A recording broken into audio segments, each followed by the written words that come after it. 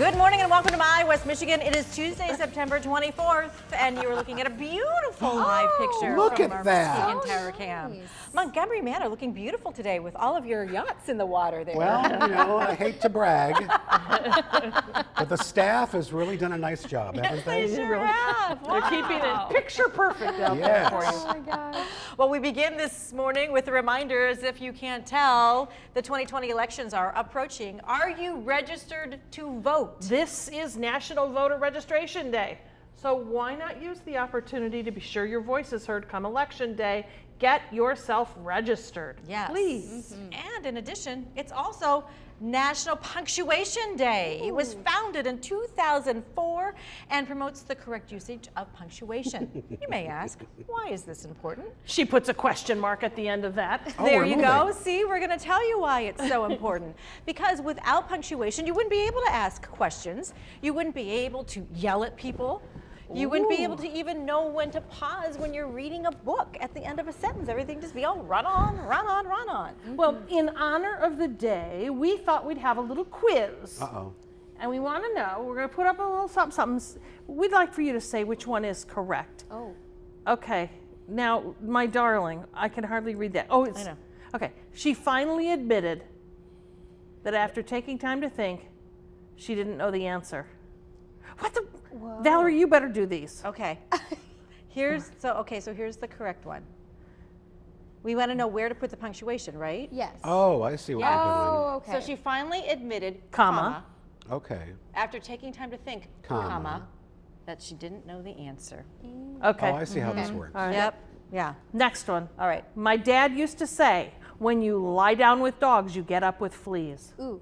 Okay. So what do you think? Oh, I wanted to guess it. My dad used to say, comma, Comma, quotation quotation. marks, when you lie down with dogs, comma, Comma. you get up with fleas, period, end quote. Quotation. Okay, so here is always my question though, then if it's like the actual end of a sentence, like Yes. do you put a period after the quotation marks?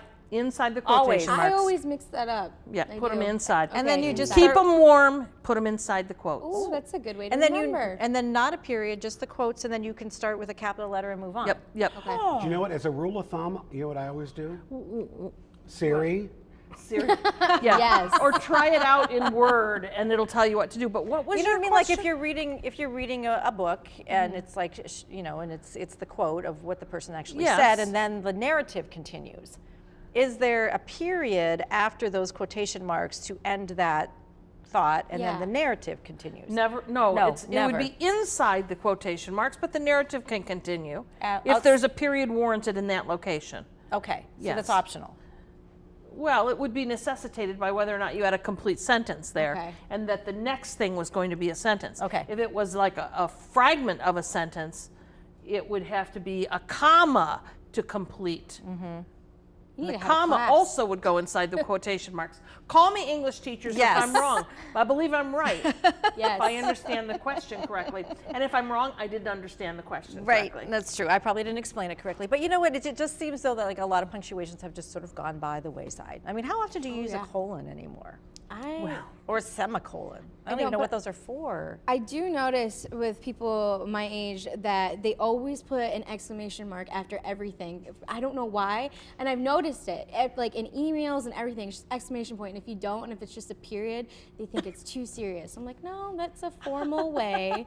You don't know how many times I've heard people say, "Are you mad at me?" And I'm like, no, I don't have to. I just put a period there. Yeah, I don't have to. It's I'm not. I don't need to yell. You lighten, Yes. you lighten something up by putting an exclamation Yes. point. Because we do so much of our communicating by text and email It's and all true. that jazz, you try to emote in some ways or to make somebody feel what you're feeling. Yep. And so punctuation does the trick. Yes. I still use it in all of its various forms. I think believe I've that. used a semicolon just this week. Are you serious? Wow. Yes. So well And rounded. you use that to separate what?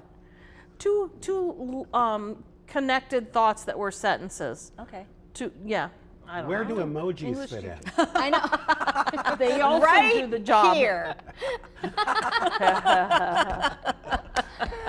All right, someone else who might need a refresher course on punctuation is Antonio Brown. He has left the NFL for CMU. Amazing. Yeah, here's a pic of his class schedule that he posted on Instagram yesterday. The schedule includes a high-level 8-week management class and a 12-week English class. The spokesperson for CMU says he enrolled before he was cut by the Patriots. Well, obviously he would have to have enrolled, you know, when everybody else did in August and probably early September.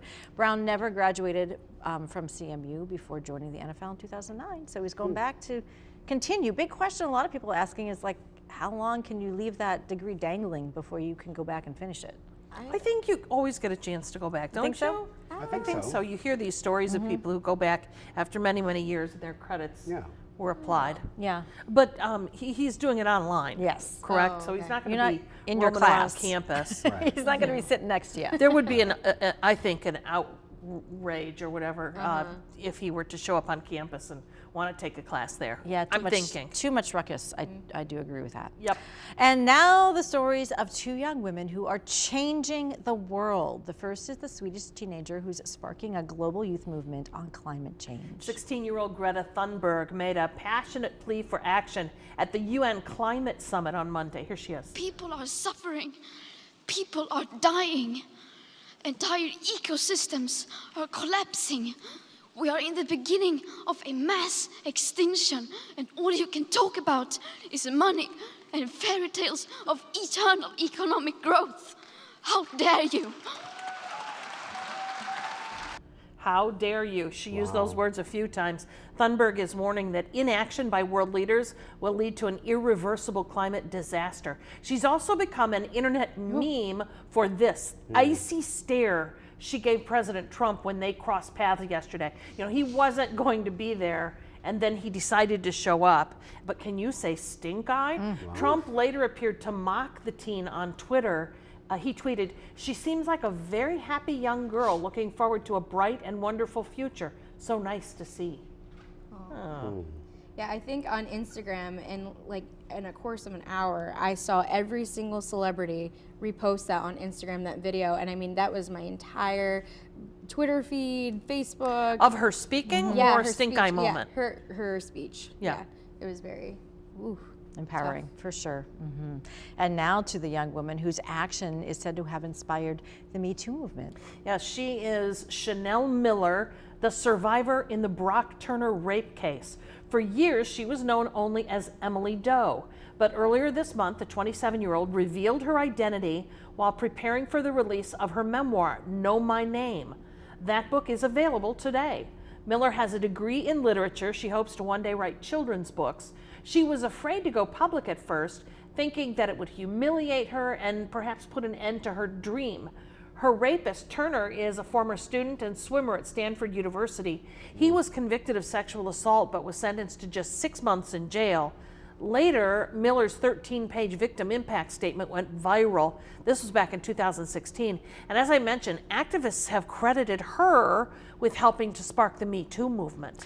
It took a lot of courage on her part to say, nope, you know what, I am going, God bless you, Erin. My goodness, it's a big sneeze over there.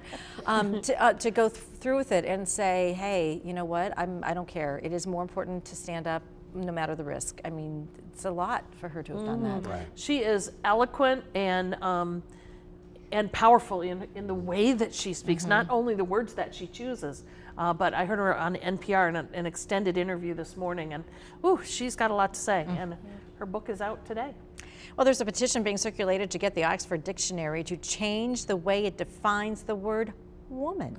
The dictionary provides synonyms as a better way to understand a particular word, and that's where the Oxford folks ran into some trouble. The synonyms they included for the word woman are viewed by many as sexist. So sexist that 30,000 people have now been motivated to sign a change.org petition calling for their removal. I want to see what you think. Here are the synonyms for the word woman: baggage, wench, frail, bird, and stitch, but with a B. What? Yes. What? All in there as synonyms for woman. Baggage?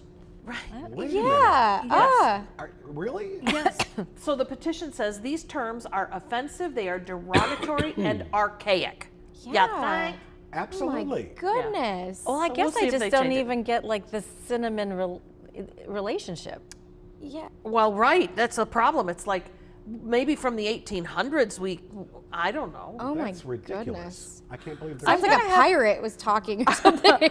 I think I'm going to have to go open up the dictionary and read that now. Yeah. Yes, and our language and such, there are a lot of words that over time their meaning has changed, right? Well, yeah. So I think we need to update the dictionary to stick with the times, and hopefully the Oxford folks will respond to this, because it's kind of a glaring sort of How a many people have signed? 30,000 so far. What do they We need? we need to We need Over millions. two? quadruple that What do they number. need to change it for change? I don't you know. I don't know. More than 30 that's too bad. probably, so we can all get on there and sign. My goodness. Well, the first celebrity to be tossed from Dancing with the Stars, you may be surprised by the person who was the first to go. Yeah, let's just say former White House Press Secretary Sean Spicer. He's going to live to dance again. Sure is. It was high drama, though. The judges were forced to decide who would go home because of a change in the rules. When they're really, really close, the judges have to decide. And they sent singing legend Mary Wilson to the gallows.